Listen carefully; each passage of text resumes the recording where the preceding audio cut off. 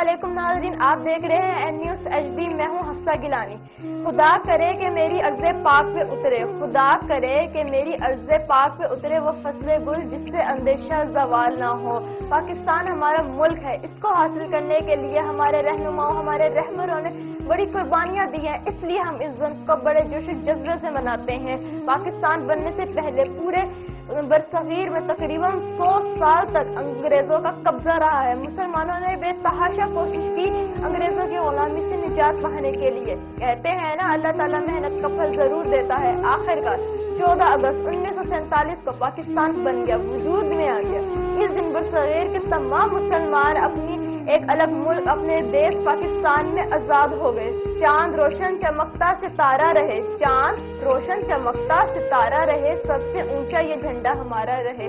ये मुल्क हमने अपनी इस्लामी तालीमात के मुताबिक जिंदगी बसर करने के लिए हासिल किया है।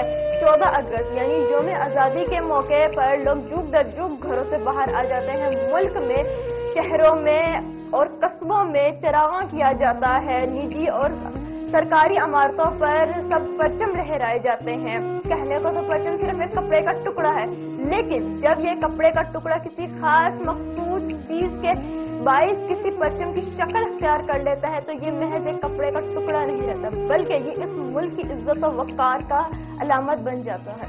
कराची में लोग बानी पाकिस्तान कायद-ए-आज़म मोहम्मद अली जिन्ना के मज़ार पे जाते हैं, फातिहा ख़्वानी करते हैं। इस दौर ये दस्ता भी, महाफिज दस्ता भी तब्दील किया जाता है। मसाजिद में मुल्क और कौम के लिए, मुस्लिम उम्मत तरक्की और खुशहाली के लिए दुआ करते हैं।